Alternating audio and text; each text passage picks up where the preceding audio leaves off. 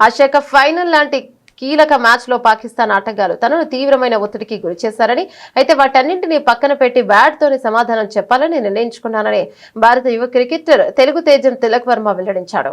దేశం కోసం ఆడుతున్నప్పుడు ఇలాంటి ఒత్తిళ్లు సహజమేనని, వాటిపై కాకుండా లక్ష్యంపైనే తన దృష్టిని కేంద్రీకరించినట్లు తెలిపాడు.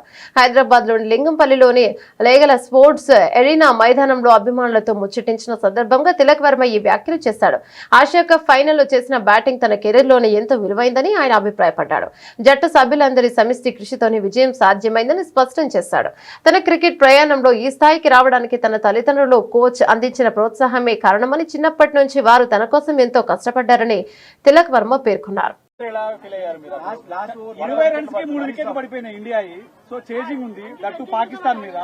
సో చాలా ప్రెజర్ ఉంటుంది పాకిస్తాన్ మీద. అంటే బేసికల్ మనకి వాళ్ళకి ఒక దాయదులు కోర్ లాగా ఉంటుంది. సో ఆ సిచ్యువేషన్ లో మీరు బ్యాటింగ్ కి వెళ్ళారు, ఎలా అనిపించింది? నా మైండ్ లో ఆ సిచ్యువేషన్ లో నేను జస్ట్ కంట్రీకి రిప్రజెంట్ చేస్తున్నట్టు మైండ్ లో ఊహించుకున్నాను. సో ఐఎమ్ యాక్చువల్లీ కంట్రీకి ఇండియాకి ఆడుతున్నాను. సో ఆ టైంలో నేను కూడా ప్రెషర్ లో ఉంటే 3 వికెట్స్ పడిపోయినాయి. సో అక్కడ నేను ప్రెషర్ లో ఉంటే ఐఎమ్ నాట్ ఓన్లీ అంటే ఒక్కరిని కాకుండా దేశాన్ని మొత్తం కింద పెడుతున్నట్టు అనిపిస్తుంది. సో ఆ టైంలో నేను అదే ఉంచుకున్నాను, దేశాన్ని ముందు తీసుకుని ఈ టైంలో నేను స్టెప్ ఇన్ చేయాలి, లేదంటే మొత్తం హోల్ కంట్రీ వినో పాకిస్తాన్ హౌ హార్డ్ అంటే వాళ్ళు ఎంత గట్టిగా వస్తున్నారు మన మీద అని. సో ఆ టైంలో నన్ను నేను బ్యాక్ చేసుకుని కంట్రీని ఒకసారి మైండ్ లో పెట్టుకున్నాడు. మీ వరుసగా 3 వికెట్లు పడ్డ తర్వాత మీ ప్లాన్ ఆఫ్ యాక్షన్ ఏ విధంగా ఉండే?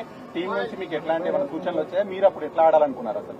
జస్ట్ నేను ఒకటే ఆ టైంలో జస్ట్ కంట్రీకి చెప్పాను కదా, జస్ట్ కంట్రీని గెలిపించాలి, కంట్రీని ఊహించుకుంటేనే ఆ సిచ్యువేషన్ వాళ్ళు హార్డ్ వచ్చారు నా మీద, పాకిస్తాన్ వాళ్ళు చాలా హార్డ్ వచ్చారు. బట్ ఆ టైంలో నేను కామ్గా ఉన్నా, జస్ట్ గెలిపిస్తే ఎవ్రీథింగ్ విల్ బి ఓకే, అంటే గెలిపిస్తే అన్ని సెట్ అయిపోతాయి. సో మైండ్ లో ఒకటే ఉండే, just I want to win my country.